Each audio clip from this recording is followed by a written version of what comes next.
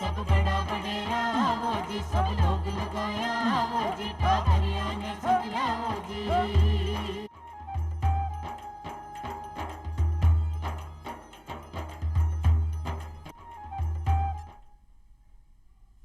चौपाल देखने वाला सबला दर्शकाने राम राम सा।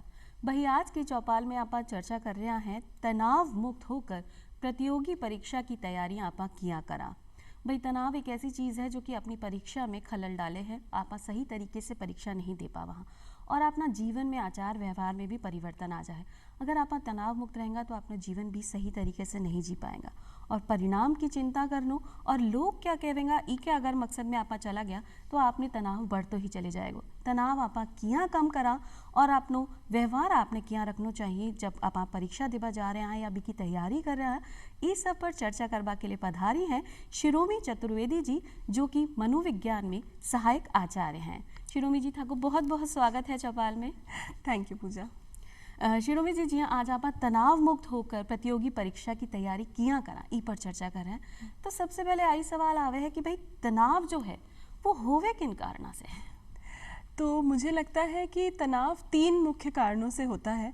तो इन तीनों में होगा सबसे मुख्य है कि पर्सनल, कि मेरे को क्या लगता है मेरे बारे में, तो वो बहुत इम्पॉर्टेंट है। अगर मुझे ये लगता है कि मैं पढ़ाई कर ही नहीं सकती या कर ही नहीं सकता या मेरे नंबर अच्छे नहीं आएंगे या मैं परीक्षा अच्छे से नहीं दे पाऊँगा या दे पाऊँगी, तो इसलिए हमें तनाव होता है। दूसरी बहुत इम्पॉर्टेंट चीज़ है कि हमारा जो एकेडमिक्स है उसमें हमारा पास्ट एक्सपीरियंस कैसा रहा है, वो भी बहुत इम्पॉर्टेंट है। तो उसके अंदर हमें देखना पड़ता है कि पहले हो सकता है मेरा कोई एग्ज़ाम बुरा चला गया हो, तो अब मेरे को यही डर लगा रहता है कि अब आगे भी ऐसा ही होगा। और फिर तीसरी बहुत इम्पॉर्टेंट चीज़ ये है कि मेरा जो सोशल सर्कल है, जो मेरे दोस्त हैं, जो मेरे आस पड़ोस में रहते हैं, जो मेरे पेरेंट्स हैं, उनका मुझसे कितना एक्सपेक्टेशन है, वो क्या चाहते हैं मेरे कितने नंबर आए, उनकी क्या महत्वाकांक्षाएं हैं कि क्या मैं इंजीनियर बनूं या डॉक्टर बनूं या मैं कौन सी परीक्षा पास करूं। तो ये 3 फैक्टर हैं जिनकी वजह से बहुत ज़्यादा बच्चे को तनाव हो जाता है, स्ट्रेस हो जाता है और इसलिए कभी कभी परफॉर्मेंस बढ़ने की बजाय कम हो जाती है। तो भाई तनाव तो आपने लिए नुकसानदेही है कि अगर आप अच्छा नंबर लेने भी वाला है तो तनाव के चक्कर में आपने श्रेणी कम हो सके है। विद्यार्थीगण ने ऐसे कई बातों को ध्यान रखना चाहिए कि भाई तनाव कम से कम हो। सबसे ज़्यादा आई थिंक इम्पॉर्टेंट है टाइम मैनेजमेंट, क्योंकि अगर हम समय को पूर्ण तरीके से इस्तेमाल नहीं करेंगे तो हमेशा लास्ट मिनट पे जाके हमें बहुत ज़्यादा परेशानी होगी। तो सबसे इम्पॉर्टेंट ये है। पर टाइम मैनेजमेंट के साथ साथ 2 और चीज़ें इम्पॉर्टेंट हैं जो हमारे कभी कभी पढ़ाई में निगलेक्ट हो जाती हैं, जैसे कि क्या हम जिज्ञासा की वजह से पढ़ाई कर रहे हैं, क्या हम क्यूरियस हैं, क्या हम सच में कुछ जानना चाहते हैं या फिर हम सिर्फ रट्टा लगा रहे हैं। दूसरी एक बहुत इंपॉर्टेंट बात ये हो जाती है कि हम क्या ज्ञान प्राप्ति के लिए पढ़ाई कर रहे हैं या फिर हम नंबर प्राप्ति के लिए पढ़ाई कर रहे हैं। तो अगर आप ज्ञान लेना चाहते हैं तो आपको धीरे धीरे जैसे जैसे आप पढ़ेंगे उसमें मज़ा आने लगेगा। पर अगर हमें सिर्फ नंबर ही लाने हैं तो उससे हमें सिर्फ और सिर्फ तनाव होगा। तो हमें बहुत ज़रूरी है ये 3 चीज़ें याद रखना कि टाइम तो मैनेज करना है, परीक्षा के पहले ही नहीं, रोज़ हमारा रोज़ का टाइम मैनेजमेंट ज़रूरी है। फिर हमें क्यूरियस होना है and after that we have to remember कि लर्निंग जो है उस पर फोकस होना चाहिए, ये नहीं कि मेरे सिर्फ नंबर आने हैं। जी शिरोमी जी, बहुत ही सही बात आपने अपना दर्शकों ने बताई कि भाई अगर आप सिर्फ अंक प्राप्ति के लिए अगर पढ़ाई कर रहे हैं तो आप ही गलत है। आप सोचा कि भाई आपने के सीखवाने मिल रहे हो, नई नई चीज़ें सीखवाने मिल रही है। अगर सीखवा की ललक से आप पढ़ाई करांगा तो बहुत सही तरीक़ा से परिणाम भी अपना मिल सके हैं। आप बहुत चौकी बात है कि आपने समय की पाबंदी भी ज़रूरी है। कई टावर ऐसा हुए हैं, विद्यार्थी ऐसा हुआ है कि भाई जब अपनी परीक्षा आएगी तब आप तैयारी करना शुरू करेंगे, लेकिन पहले से आलस में है कि खेल कूद है, मस्ती है, लेकिन एग्ज़ाम की आप तैयारी नहीं कर रहे हैं और अंत में जब आपने एग्ज़ाम सर पे आ जावे तब आपने चिंता आ जावे कि भाई आज तो पढ़ाई करनी है और आपने ये करना है वो करना है। जी हाँ, कि आपने बताया कि समय की पाबंदी ज़रूरी है। बिया ही एक टाइम टेबल भी आपने बनाना चाहिए कि भाई आ विषय ने मैंने को इतना समय देना है या दूसरा विषय ने मैंने इतना समय देना है। हाँ बिल्कुल पूजा जी, मुझे लगता है कि टाइम टेबल तो ऐसी चीज़ है जो हम सबको बनानी चाहिए। हम अगर देखें तो हमारी ज़िंदगियाँ, हम जब सबसे पहले स्कूल गए थे तो स्कूल का सबसे मुख्य यही रोल था हमें सिखाना कि भाई डिसिप्लिन, कि एक टाइम पे उठना है, फिर ये क्लास में जाना है, इतने से इतने बजे एक क्लास होगी, उतने से उतने बजे दूसरी क्लास होगी और सारे पीरियड्स को सेम टाइम दिया जाता था क्योंकि सारे सब्जेक्ट्स उतने ही इम्पॉर्टेंट हैं। तो ये हमें बहुत ध्यान रखना है कि टाइम टेबल सिर्फ परीक्षा के लिए नहीं बनाना है, रोज़ का एक टाइम टेबल होना चाहिए कि आप जब क्लास में बैठे हैं तभी आधी चीज़ें आपको याद हो सकती हैं अगर हम क्लास में अटेंशन पे करें। और वो जो हमने क्लास में पढ़ा है ना, तो आपने अगर मंडे को 2 सब्जेक्ट उठा लिए, ट्यूसडे को 2 सब्जेक्ट उठा लिए, वेंसडे को 3 और इन्हीं को रिपीट कर लिया, तो आपने अगर घर आके 1 घंटा मैक्सिमम 2 घंटा पढ़ाई कर ली तो एग्ज़ाम के पास में आपको बिल्कुल भी तनाव नहीं महसूस होगा, क्योंकि जो आप सीख रहे थे कक्षा में वही आप उस दिन आके रिवाइज कर रहे थे, तो वो धीरे धीरे दिमाग में सेटल होता गया और आपको लर्न हो गया और इस तरीके से आपको याद हुआ है कि वो याद रहेगा। ये नहीं कि हमने परीक्षा के पहले बस रट्टा लगाया और अगले दिन सुबह हमें लग रहा है कि अरे मैं तो सब भूल गई। जी बिल्कुल, यह बात भी सही है कि आपने तैयारी पूरी रखनी चाहिए। मतलब हमेशा भी बात ने दोहराता रहवा, अगर आपने कोई नई चीज़ सीखी है तो बिना दोहराता रहेगा तो अपना दिमाग में बस जाएगी। लेकिन अगर 1 महीना पहले सीखे और बिना आप भूल गया और परीक्षा के समय सोचा कि नहीं मैंने तो पढ़े हो, तो फिर तो अपनो बंटो इधार हो गया, तो आप कुछ ही नहीं कर सका। जी हाँ, कि आपने आज पढ़ाई करी है तो छोटा छोटा नोट्स भी आप बनाता चला कि आपने भविष्य में अगर तैयारी करनी है या दोबारा सोचना है तो सिर्फ एक बार नज़र घुमाई नोट्स पे तो आपनो काम हो जाए। तो नोट्स बनाना कितना ज़रूरी है एक विद्यार्थी के लिए? तो विद्यार्थियों के लिए नोट्स बनाना बहुत ज़रूरी है, बहुत आवश्यक है, पर नोट्स कैसे बनाने हैं वो हर विद्यार्थी के लिए डिफरेंट भी हो सकता है। तो हो सकता है कि कुछ विद्यार्थी एक अलग नोटबुक बना के उसमें नोट्स बनाएं, कुछ लोग हो सकता है कि किताब में ही नोट्स बनाएं, हाईलाइट करें, बताएं भी ये पॉइंट मैं पहले लिखूंगी, ये पॉइंट मैं बाद में लिखूंगा। तो इसलिए अपनी स्ट्रैटेजी बनाना बहुत ज़रूरी है। हो सकता है जो आपके सहपाठियों के लिए काम कर रहा हो आपके लिए ना करे, हो सकता है कि आपको ऑडियो विजुअल लर्निंग ज़्यादा सूट करती है, तो जो टॉपिक आपको टीचर ने पढ़ाया आप घर आके उसके बारे में वीडियो देखिए, उसके बारे में आप खुद प्रैक्टिस करिए। हो सकता है आप अपने सहपाठियों को खुद पढ़ाइए, कोई टॉपिक आपस में टर्न्स ले सकते हैं। तो नोट्स ज़रूरी नहीं है कि हमें किताब में ही बनाने हो, हमें ये देखना होगा कि किस प्रकार के हम नोट्स बनाना चाहते हैं, हमें कौन से प्रकार के नोट्स सूट करते हैं। Another very important thing is कि हमारा जो गोल है ना वो थोड़ा स्मार्ट होना चाहिए। तो हम पूरी पढ़ाई करें पर परीक्षा के पहले एक ये एक्रोनिम है स्मार्ट, SMART, तो हमारा जो गोल है वो स्पेसिफिक होना चाहिए कि अगर मैंने सोचा है कि मैं आज क्या पढ़ाई करूंगी, तो अगर मुझे इंग्लिश पढ़ना है या हिंदी पढ़ना है तो मुझे पता होना चाहिए कि आज मुझे ये सब्जेक्ट पढ़ना है। फिर M से मेजरेबल, तो हम उसे मेजर कर पाएँ कि मैं आज 1 यूनिट पढ़ूंगी या 1 चैप्टर पढ़ूंगी, उस चैप्टर में 10 सवाल होंगे, है ना, गणित की प्रॉब्लम है तो कितनी प्रॉब्लम्स मैं अटेम्प्ट करूंगी। फिर ए होता है अचीवेबल। कभी कभी बच्चे जब अपना प्लान बनाते हैं तो उन्हें लगता है कि एक दिन में सारी पढ़ाई हो जाएगी, तो वो ज़रूरी नहीं है। तो आप अभी जितना कर रहे हैं उस हिसाब से प्लान करिए कि रोज़ अगर मैंने 10-10 भी प्रॉब्लम्स लगाए तो क्या मेरा सिलेबस कवर हो जाएगा, है ना। फिर हम आर पे आते हैं, तो आर इज़ रेलिवेंट। तो ये नहीं कि परीक्षा तो आ रही है भाई मैथ्स की और हम पढ़ रहे हैं साइंस क्योंकि इंटरेस्ट हमारा साइंस में है ना। और टी इज़ टाइम स्पेसिफिक। तो स्मार्ट पूरा हुआ तो टाइम स्पेसिफिक कि भाई ये जो गोल है इसको इतनी ही इंपॉर्टेंस देनी है। ये जो मटेरियल है ये नहीं कि मैंने 1 घंटे की चीज़ 10 दिन तक पढ़ी, या जो एक्चुअली में इंपॉर्टेंट था, जहाँ से CBSE, ICSE, RBSE जो भी मेरा बोर्ड है ज़्यादा सवाल पूछता है वो मैंने इग्नोर कर दिया लास्ट के लिए।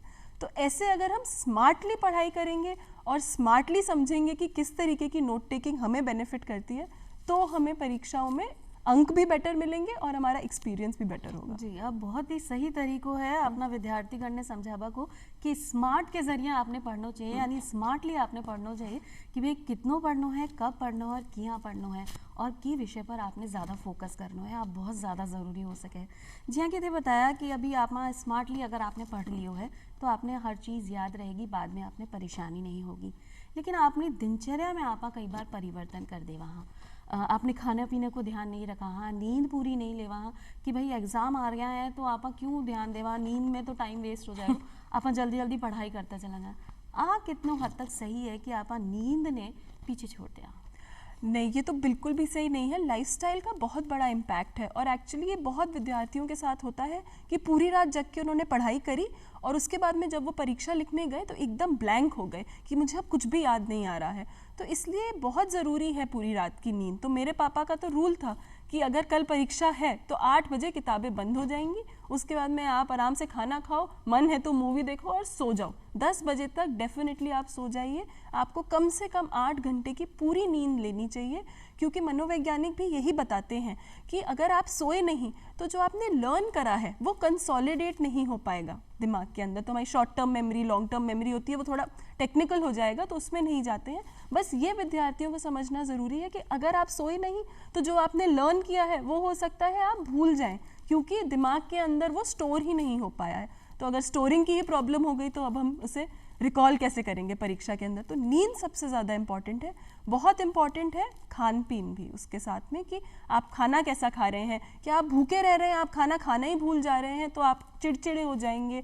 हो सकता है कभी कभी मैं जब पढ़ती थी कुछ परीक्षाओं में बच्चे फेंट भी हो जाते हैं। तो इसलिए हमें बहुत ध्यान रखना है कि हम खाना तो खा ही रहे हैं और न्यूट्रिशियस खाना खा रहे हैं, क्योंकि जब हम बहुत ज़्यादा जंक खाते हैं तो उसके वजह से हो सकता है हमारी तबीयत खराब हो जाए और फिर हमारी अटेंशन उधर डाइवर्ट हो जाए। तो इसलिए अच्छा खाना पीना एंड प्रॉपर नींद से बढ़कर तो कुछ भी नहीं है। जी, तो समय पे आपने खाना भी चाहिए, जो अपना रूटीन चल रहा है बी के हिसाब से आपने भोजन भी लेना चाहिए। और जी हाँ, कि मैम ने बताया कि आपने सोना भी ज़रूरी है। भाई सबने पता है कि ऑनलाइन ज़माना है, कंप्यूटर है, तो आपने कोई भी चीज़ लिखी भी ने सेव करना ज़रूरी है। अगर आपने सेव नहीं करी तो मेमोरी में से उड़ ही जाना है, इसलिए आपने सोना ज़रूरी है। अगर आप सोया तो आपका दिमाग में वो चीज़ रच बस जाएगी, जिसे आपने हमेशा याद रहेगी। और आपने भी समय अगर नींद नहीं ली तो परीक्षा में जार सो जाओगे तो फिर तो कुछ ही नहीं कर पाओगे। जी हाँ, खाना पीना की बात होगी कि समय पे खाना भी ज़रूरी है। बीच में आपने एक बात कही कि आपका पिताजी मैं कह करा कि भाई एग्जाम है तो 8 बजे सो जाओ, अगर नींद नहीं आ रही है तो कोई पिक्चर देखो या कोई गाना सुनो। तो मनोरंजन कितनी हद तक तनाव ने दूर कर सके है और परीक्षा के समय विद्यार्थी को जो मन है वो तनावग्रस्त नहीं हो, इसके लिए कितना ज़रूरी है? मनोरंजन बहुत इंपॉर्टेंट है। तो अगर हम मनोरंजन नहीं करेंगे ना तो धीरे धीरे हम ड्रेन हो जाते हैं। हम क्योंकि इंसान क्या है, हम सब यही चाहते हैं ज़िंदगी में कि हमें मिले आराम। हम जो पढ़ाई भी कर रहे हैं वो इसीलिए है कि हमारे अच्छे नंबर आए, हमारी अच्छी नौकरी लगे, उसके बाद में हमें आगे ज़्यादा कष्ट नहीं हो। ये एक अलग की बात है कि जैसे जैसे हम बड़े होते हैं कष्ट बढ़ते ही हैं। तो इसलिए बहुत ज़रूरी है कि हम इन सारे कष्टों के साथ में मनोरंजन पे हमेशा इम्पोर्टेंस दें, क्योंकि जैसा मैंने कहा रोज़ का रूटीन होना चाहिए और रूटीन में मनोरंजन ज़रूर होना चाहिए। तो अगर आप स्कूल से कॉलेज से वापस आए, उसके बाद में अगर आपको थोड़ी देर रेस्ट करना है, खाना करना है, उसके बाद में आपने थोड़ी देर अपना होमवर्क किया, रिवीजन किया, उसके बाद में आप ज़रूर बाहर जाइए, खेलिए। अगर आपको कुछ घर पे टीवी देखना है वो देखिए, सब कुछ लिमिट में, बट सब कुछ होना चाहिए। आपको ये भी देखना पड़ेगा कि आपको मनोरंजन कैसे फील होता है, आप सबसे ज़्यादा कैसे एंजॉय करते हैं। तो कुछ भी ऐसा लाइट हार्टेड आप देख सकते हैं। और एग्ज़ाम्स का मतलब ये नहीं है कि आपको बस पूरी रात बैठ के लाइट जला के पढ़ाई ही करते जाना है ना। एग्ज़ाम्स का मतलब ये है कि हो सकता है अगर रोज़ आप 2 घंटे पढ़ते हैं तो उस दिन आप 4 घंटे पढ़ लिए बस। बिल्कुल, कि आपने पढ़ाई तो करनी है लेकिन साथ में आपने दिमाग ने आराम भी देना है, जिससे कि आपने ज़्यादा तनाव नहीं हो, परेशानी नहीं हो, आप खेल सको हो, आप पिक्चर देख सको, आप म्यूज़िक सुन सको, जो भी आपने मनोरंजन करे है वो सब चीज़ें कर सको। और अपना रूटीन में भी करा तो आपका जो दिमाग है वो सही तरीक़ा से काम करे, कि सिर्फ पढ़ाई पढ़ाई पढ़ाई, सिर्फ तनाव तनाव तनाव अगर आपने ले लियो तो वो सब काम अपना बिगड़ सके हैं, अपना परिणाम जो है एग्ज़ाम का वो अच्छा नहीं आ सके हैं। बोले जा रहे हैं कि सुबह जल्दी उठना चाहिए, योग अभ्यास करना चाहिए, व्यायाम, एक्सरसाइज, आ सब चीज़ें करनी चाहिए। तो जब परीक्षा की कोई व्यक्ति तैयारी कर रहे हो है, विद्यार्थी तैयारी कर रहे हो, ऐसे में योगाभ्यास और व्यायाम कितना ज़रूरी है और क्या भी में मदद कर सके हैं तनाव से दूर रहने में? हाँ जी, देखिए योग अभ्यास तो एक ऐसी चीज़ है, योग अभ्यास या एक्सरसाइज जो भी आपको लगता है कि आपकी बॉडी को ज़्यादा सूट करती है, वो एक ऐसी चीज़ है जो हम सबको करनी चाहिए, रोज़ करनी चाहिए। और जब आप विद्यार्थी हैं तभी से करना स्टार्ट करेंगे तो आगे तक आपके साथ रहेगी। तो एक तो इसके अंदर 2 चीज़ें हैं जो आपको ध्यान रखनी है।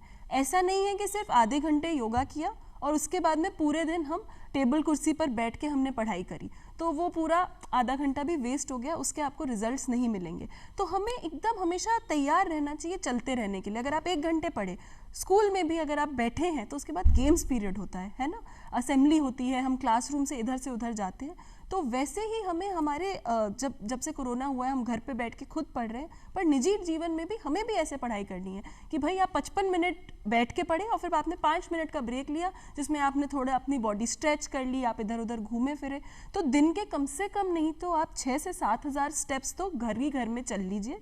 उसके सिवाय कोई भी 20-30 मिनट की एक्टिविटी, कि चाहे आप कोई गेम खेल लीजिए बैडमिंटन टाइप का, या फिर आप योगा कर लीजिए, या फिर आप एक्सरसाइज कर लीजिए। आजकल तो इंटरनेट पे आप कोई भी यूट्यूब पे चला के डांस भी कर सकते हैं, सब कुछ बहुत अवेलेबल ईजिली हो गया है। पर ये करना इसलिए ज़रूरी है क्योंकि इससे हमारी बॉडी में एंडोर्फिन्स रिलीज होते हैं, जो कि होते हैं हैप्पी हार्मोन्स। सो उससे क्या होता है कि जो तनाव है वो ऑटोमेटिकली कम हो जाता है। तो अगर हम ये रोज़ करेंगे तो धीरे धीरे हमारे अंदर जो तनाव के हार्मोन्स हैं वो कम होते चले जाएंगे, और ये जो हैप्पी हार्मोन्स हैं ये इंक्रीज हो जाएंगे। तो ओवरऑल भी आपकी लाइफ में वेलबींग बढ़ेगी। भाई कोई भी एक्टिविटी आप कर सका हाँ जी, कि आप खेल भी सका हाँ और डांस भी कर सका हाँ जी, कि मैं आपने बताया कि यूट्यूब पे देख के आप कुछ भी कर सका। भाई आपने मन ने भानो चाहिए जिससे आपने हैप्पी हार्मोन जो रिलीज होने चाहिए वो हो सके हैं। तो अपना मन को काम करो, बस एक तरीका से और एक लिमिट तक आपने करना चाहिए कि भाई ज़्यादा अति भी हर चीज़ की अच्छी नहीं है। आप हमेशा देखा कि तनाव आपने होवे है जब परीक्षा होने वाली हो या परीक्षा को परिणाम आने वाला हो, ऐसे समय में विद्यार्थी ने अपना तनाव किया मैनेज करना है। तो इसके अंदर सबसे इम्पॉर्टेंट है, हम थोड़ा सा पीछे जाते हैं बेसिक्स की तरफ कि हमारी परीक्षा का मकसद क्या है। जैसा कि मैंने पहले भी कहा कि क्या आप वो सीख पाए हैं जो आप सीखना चाहते थे। तो हमारा रिपोर्ट कार्ड जो है ना वो भी मुझे थोड़ा इनकम्प्लीट लगता है, क्योंकि हम बच्चों को क्या बताते हैं, सिर्फ उनके अंक। हम ये नहीं बताते कि अगर मैथ्स में आपकी गलतियां थी तो उन गलतियों का क्या एनालिसिस हुआ, कि आपकी क्रिटिकल रीजनिंग में परेशानी थी या अरिथमेटिक में परेशानी थी, क्या लर्निंग में प्रॉब्लम थी या केयरलेस मिस्टेक थी। और बच्चा क्या है कि वो रिपोर्ट कार्ड देख के इतना निराश हो जाता है कि वो भी वापस जाके अपना पेपर नहीं देखता कि मेरी एक्चुअली में स्ट्रेंथ क्या है और मेरी वीकनेस क्या है, क्योंकि वीकनेस को हमें इम्प्रूव करना है और स्ट्रेंथ को हमें कंसोलिडेट करना है। तो इसलिए बहुत इंपॉर्टेंट है कि हम परीक्षा का पहले तो ये समझें कि मतलब क्या था, कि हम जो सीखे हैं हम उसे ढंग से इवैल्यूएट कर पाएँ और ये जान पाएँ कि कितना सीख लिया और कितना सीखना बाकी है। तो अगर ये है ऑब्जेक्टिव तो हमें स्ट्रेस नहीं होगा। अगर ये ऑब्जेक्टिव है कि मेरे साथ वाले के मुझसे ज़्यादा नंबर आए या अब लोग मुझे क्या कहेंगे, तो फिर तो वो ऑब्जेक्टिव ही चेंज हो गया, तो बहुत तनाव रहेगा। तो आपको ये ध्यान रखना है कि जब मैंने परीक्षा के लिए तैयारी शुरू करी थी, मेरा क्या एम था। क्या मेरा एम था 100 में से 100 लाना? अगर ये एम था तो ये एम क्यों था? क्या सच में मुझे लगता है कि 100 में से 100 वाला मेरी प्रैक्टिस थी, या क्योंकि मुझे सबने बोला है कि 100 में से 100 अंक बेस्ट होते हैं इसलिए? तो मेरी लर्निंग मुझे बढ़ानी है धीरे धीरे करके। अगर अभी 50 आ रहे हैं तो उसके बाद 55 आ जाए वो भी बहुत अच्छी बात है, फिर हम 55 से 60 पे जाएंगे। पर क्योंकि प्रेशर हमेशा 100 का है, परफेक्ट का है, परफेक्ट तो आज तक जीवन में कुछ भी नहीं हुआ। बिल्कुल सही है कि आप सीधे ही 100 की छलांग ना लगाकर 50, 55, 60, 65 यह आगे बढ़ा, धीरे धीरे एक स्टेप बाय स्टेप आगे बढ़ा तो आपनो काम भी आसान हो जाएगा और जो चिंता है वो भी दूर हो जाएगी। शिरोमी जी, बीच में आपने एक बात करी कि तनाव को सबसे बड़ो कारण आ है कि लोग कहीं कहना भैया आप अपने घर में पढ़ रहे हैं, कई परिवारजन आवे हैं, माता पिता का दोस्त आवे हैं कि भाई मारो बेटो तो इतनो अंक लेकर आए हुए, इतनी ग्रेड से पास हुए, रैंकिंग इतनी अच्छी है। तो आप सोचा कि भाई मैं इतनी तैयारी कर ली लेकिन मैं अभी तक इस लेवल पे नहीं पहुंच पाए हूँ। तो कहीं आप भी तनाव को एक बहुत बड़ो कारण हो सके और इन्हें आप किया दूर करा कि लोग कहीं कहेंगे। ये तो शायद हमारी सोसाइटी में पूजा जी सबसे इम्पॉर्टेंट कारण है कि लोग क्या कहेंगे। और ये सिर्फ पढ़ाई से रिलेटेड नहीं है, आगे भी लाइफ में बहुत सारी चीज़ों में हमें इम्पैक्ट करता है। पर इस चीज़ में एक्चुअली दो पहलू हैं इस बात के। सबसे पहला पहलू तो है कि पहले क्या होता था कि हमारे आसपास जो लोग थे, जो हमारे पेरेंट्स के फ्रेंड्स थे या जो हमारे नेबर्स थे या जो हमारे स्कूल में सहपाठी थे, हमें सिर्फ उन्हीं का पता चलता था कि ये लोग क्या कर रहे हैं, इनके कितने नंबर आए हैं, और हमारा कंपैरिजन भी कम लोगों से था। अब जब से स्क्रीन पे सब आ गई, पूरी दुनिया एक दूसरे से कनेक्ट हो गई और सोशल मीडिया फैल गया, और सोशल मीडिया पे भी लोगों ने सिर्फ और सिर्फ अपनी जीतों को लगाना स्टार्ट करा कि देखिए मेरी परफेक्ट वेकेशन, देखिए मेरा परफेक्ट रिजल्ट, देखिए मेरी परफेक्ट मैरिज। तो अब क्या है, सबको लगता है कि अरे इस दूसरे वाले की या सामने वाले की तो ज़िंदगी एकदम परफेक्ट है और मेरी ज़िंदगी एकदम बेकार। तो ये एक बहुत ही बड़ा रीज़न बन गया है कि धीरे धीरे डिप्रेशन, एंग्जाइटी, स्ट्रेस, ये सारी चीज़ें बढ़ती जा रही हैं आजकल के युवाओं में, क्योंकि वो पूरा टाइम सोशल मीडिया पे होते हैं और सोशल मीडिया जब वो स्क्रॉल कर रहे होते हैं तो उन्हें यही लगता है कि अरे धत, ये कपड़ा तो मेरे पास नहीं है, ये बड़ी गाड़ी तो हमारे घर में नहीं है, ये बड़ी गाड़ी तो शायद हम कभी खरीद भी ना पाएँ, ये विदेश जाके छुट्टियाँ मना रहे हैं। तो ये वाली जब सारी चीज़ें होती हैं तो इससे और प्रेशर बनता है कि मुझे नंबर लाने हैं, और ये नंबर अगर मैं नहीं लाया या नहीं लाई तो फिर मेरा क्या होगा। जी, क्योंकि कंपटीशन भी बहुत ज़्यादा है, क्योंकि हमारी पॉपुलेशन भी बहुत ज़्यादा है। सो इसलिए क्या है कि बड़े सारे फैक्टर्स हैं इसमें इन्वॉल्व। तो हमें ये देखना है कि सिर्फ एक परीक्षा ही हमारी ज़िंदगी का परिणाम नहीं डिसाइड करेगी। ऐसे बहुत सारे लोग हैं जिन्होंने परीक्षाओं में अच्छा नहीं किया है, बट वो बहुत सक्सेसफुल या तो स्पोर्ट्स पर्सन बने हैं या एंटरप्रेन्योर बने हैं, कभी कभी आगे जाके टीचर्स भी बने हैं। ज़रूरी नहीं है कि स्टार्टिंग से ही आप हमेशा परफेक्ट रहे हों। या अगर हम अभी मुझे अब्राहम लिंकन का एग्जाम्पल याद आ रहा है, तो वो अपनी ज़िंदगी में सारे चुनाव हारे थे एक्सेप्ट फॉर प्रेसिडेंट, है ना। सीधे वो प्रेसिडेंट ही बने और डॉलर पे उनकी फ़ोटो छपी। तो हमें कुछ ऐसे एग्जाम्पल्स भी ध्यान रखने चाहिए कि जो जर्नी है वो सबकी अलग है और सबकी लंबी है। तो ये ज़रूरी नहीं है कि हमें अभी के अभी सब कुछ मिल सके। सबसे इम्पॉर्टेंट है पेशेंस। और सोशल मीडिया का तो जो आपका यूजेज है वो 20 से 30 मिनट से ज़्यादा बिल्कुल नहीं होना चाहिए, सारी एप्लीकेशंस मिला के। तो फेसबुक, स्नैपचैट, ट्विटर, इंस्टाग्राम, इन सबको मिला के आप 30 मिनट से ज़्यादा अगर दिन में स्पेंड कर रहे हैं तो धीरे धीरे करके आपका तनाव बढ़ेगा ही बढ़ेगा। बहुत रिसर्च हो चुकी है इस पे, और इस सब के परिणाम हम आगे देखेंगे इस जनरेशन के। हो सकता है अभी हमें लगे थोड़ा टाइम ये जानने में, बट डेफिनेटली आप देखेंगे कि ये बच्चे और तनाव फेस करेंगे सोशल मीडिया की वजह से। आपने सिर्फ इतना ही ध्यान रखना है कि भाई दूसरे से अपनी खुद की तुलना नहीं करनी है, अपने परिवार की तुलना नहीं करनी है, क्योंकि जी हाँ, शिरोमी जी ने बताया कि कंपटीशन तो लगातार बढ़तो ही जाएगा, इनमें कमी नहीं आनी है। लेकिन आप अगर दूसरा से आपने कंपेयर करेंगे तो तनाव बढ़ेगा। और जो मोबाइल है अभी से जितना दूर रह सका भी तो रहना चाहिए, क्योंकि आने वाले समय में सही बात है कि बहुत सारी ऐसी चीज़ें हैं जो वहाँ पर रोज़ रोज़ देखा और आपने दिमाग में घर करती चली जावे। तो इन सब से दूर रहकर आपने जीवन सही तरीके से चलाएं और अपने परिणाम की तैयारी पूरी करता रहा तो आपने तनाव होगा ही नहीं। इसमें एक बात मुझे और ऐड करनी थी। अगेन मेरे मॉम और डैड ही मुझे ये बात बताते थे, क्योंकि बच्चों विद्यार्थियों को ये भी बहुत होता है कि सीट बड़ी कम है ना। और मैंने टिस से Tata institute of social sciences Mumbai से पढ़ाई करी है मेरी मास्टर्स की। तो वहाँ पे मुझसे पूछा, मतलब मैंने जब देखा तो वहाँ सिर्फ 20 सीट थी अवेलेबल, और जनरल कैटेगरी में कुछ 8 या 9 सीट बैठती थी। तो मैं यही बोलती रहती थी कि बस 8 बच्चे सिलेक्ट होंगे पूरे देश में से, तो ये कैसे हो पाएगा। और पापा ने बोला, अरे 8 तो ज़्यादा हो गई, सीट तो एक ही चाहिए। तो आपको बस एक सीट चाहिए, ये ध्यान रखना है। बाकी कितनी सीट है वो फ़र्क ही नहीं पड़ता, है ना। सीट आपके लिए एक है और उस एक के लिए ही लड़ाई लड़नी है, वो बहुत ज़रूरी है। जी, तो आपकी जो पॉजिटिव थिंकिंग है वो आपने सहयोग कर सके है कि भाई आपने लिए तो एक ही सीट काफ़ी है, तो अगर 10 है या सिर्फ 2 ही है तो उसमें आपने चिंता की बात नहीं है। जी हाँ शिरोमी जी, आपने बार बार परिवार की बात कही है, तो परिवार और मित्र एक आपको ऐसे सहयोगी है जो जीवन में आपके साथ हमेशा चले हैं। तो तनाव बढ़ावे में भी परिवार को सहयोग हो सके है और तनाव ने कम करवा में भी परिवार को सहयोग हो सके है। ई के लिए थे क्या करना चाहो? बिल्कुल, आपने एकदम सही कहा कि जो तनाव है वो एक्चुअली परिवार और दोस्तों से ही पता चलेगा कि आपकी ज़िंदगी में कितना है। क्योंकि हो सकता है कि वो आपको इतना सपोर्ट दें कि अगर आपके साथ कुछ अच्छा नहीं भी हो पा रहा है तो आपको लगे कि ठीक है, ये इतनी बड़ी बात नहीं है। बहुत ज़रूरी है इसके अंदर स्पेशली परिवार का रोल, क्योंकि हम जब छोटे होते हैं तो सबसे ज़्यादा हमारे लिए इम्पॉर्टेंट होते हैं हमारे पेरेंट्स, कि ये हमारे बारे में क्या सोचते हैं। तो जब ये हमें डिसअपॉइंट हो जाते हैं तो हमें लगता है कि मैं बिल्कुल फिजूल का इंसान हूँ, मेरे अंदर कोई भी वैल्यू नहीं है। तो पेरेंट्स को ये अपने बच्चों को सिखाना बहुत ज़रूरी है कि ये एक परीक्षा है, अच्छी गई तो अच्छी बात, नहीं गई तो हम कुछ और देख लेंगे, किसी और तरीके से आगे बढ़ लेंगे। पर इसका मतलब ये नहीं है कि आप अच्छे इंसान नहीं हैं या आप अपना फ्यूचर नहीं बना सकते। तो ये मैसेज हर घर में होना चाहिए कि परीक्षा एक परीक्षा है और इसके बाद में चाहे हम पास हो या फेल, हम तो पार्टी करने जाएंगे ही जिस दिन परीक्षा खत्म हो रही है ना। पास होना भी आपका ही अधिकार है, फेल होना भी आपका ही अधिकार है, और परीक्षा लेने वाले परीक्षाएं लेते रहेंगे।